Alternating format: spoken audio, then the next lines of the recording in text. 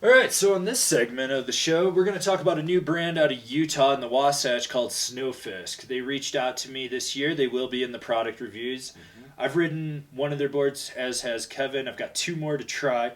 So after riding the Baby Belly, which is what I rode, it's a 148 with a really wide waist width, which if you've watched my unboxing videos or my weekly updates on what I've been riding, you can see what I've talked about it. Anyways, it's kind of on par for boards. K2 Cool Bean, Party Platter-esque, Ride War Pig, Solomon Derby, boards like that. Volume shift category. Yes. Going short, going wide. Going that, but it's from an American brand. The only other thing that I've ridden from an American brand like that would be the stuff from Marhar, like the Lumberjack and the Woodsman. So, what can you say about it? So they're using the really beefy style top sheet combined with their full carbon construction, and that beefy top sheet typically makes stuff super heavy, but then they've got that carbon construction. It kind of evens everything out into an average weight for something like that I've seen. The big thing that I noticed as far as the construction, just that's kind of what my eyes are tuned to at this point, is they aren't full wrapping, and it doesn't look like they're tucked for the edges. But other than that, the build quality does seem fairly well, and they are actually using urethane sidewalls on them. Yeah, that was a really big thing that I noticed, because Rides used urethane for years with the slime wall in there, and to see an American brand doing that, it was interesting to note that they do a sandwich construction versus the other kind. Brain farting here, but you know what I'm talking about, where they sandwich it and you can actually see the ridge in the sandwich around it in there. But I rode it on a powdered it copper, and it was cold as fuck. I got frostbite that day, but I got into some deep ass snow, and you could really do cutbacks on that thing and just slash around. Yeah. And overall, that board, jumping off stuff for how small it was in a 48, it was really stable, and it pushed through.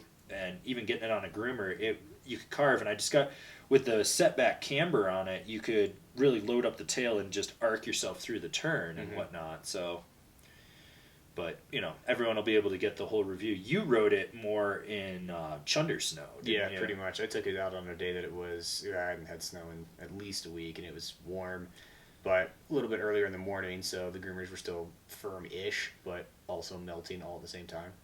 And I kind of felt like I had a hard time finding the balance point between the front and back foot to keep it into a carve when I was trying to get my armpit down. Just with that setback camber, I think it lends itself a little bit better to soft snow, just kind of the way that it felt like underneath my feet. That said, I do wear an 8, and that does matter when it comes to stuff like this. It's a little bit harder for me to keep leverage up on everything. You wear 10, 10 and a half. Right? Yeah, I'm at 10 and you're an 8. Yeah. That's one of the things I was going to say with that smaller foot and that wide waist width. That might be an issue. Also, how wide was your stance? I had it at about 21. Okay, so I had it at 21.5. Right. So, but I tried to keep it centered. I didn't give me more setback. No, I kept it centered for sure. Okay. Yeah, I stayed centered on the side cut and the inserts. Okay. Yeah, and one of those things, but Snowfisk is a new brand, and it is interesting to see what they have going on out there. It's cool to see that they're doing new shapes and stuff. They seem to be picking up a following. You can follow them on Instagram. And I'm looking forward to riding their two other boards they sent me. They sent me a 168 Swallowtail and then a 156 kind of...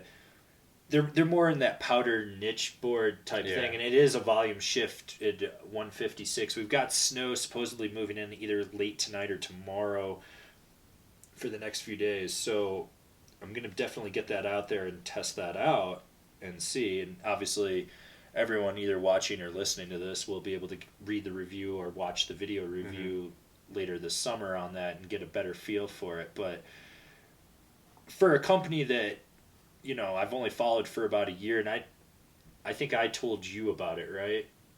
I'm not sure. I don't remember how I found out about it, but I remember just digging into it, and I think maybe you had told me and I'd forgotten or something, but I remember sending you a message like, hey, have you ever heard of these guys? Yeah. Just because they had interesting shapes. Yeah, exactly. That's kind of what I look at now, is I just, it's your standard classic snowboard shape is almost too easy to do nowadays. So I look for weird stuff. That's what I like to ride now. Yeah, so looking into that and whatnot, it's one of those things where I think they're a brand that definitely fills a void. They are a bit pricier than what other brands are doing, but in the grand scheme of snowboarding, I think Americans are too accustomed to buying stuff at a cheaper price point than it should. Definitely. I mean, you look at the Japanese market where you have brands like Gentem and Moss, and those guys start at $1,000. And you look at the European market where some of the biggest brands out there are selling, some of their best-selling snowboards are $850, $900. Right. And then you come to America, and your best-selling snowboard is $420. Not necessarily anything wrong with that, but it's just that our perception of what a snowboard should cost is a little skewed towards the cheaper because that's what's been marketed to us. Right. So anyways, I think that these will fill a niche brand or a niche market, I should say, not niche brand. They are a niche brand, but they'll fill a niche market, and I think the people that are searching something out that's a little different, they can do it. Plus, all you pro-American guys out there that want to wave your fucking flag, you got another brand for you. Yeah, exactly. That's not Never Summer, so that's good. Yeah. So that's good. So anyways, Snowfisk, check them out. Look for the reviews later this summer and fall. And we're going to go move on to another topic. Sweet.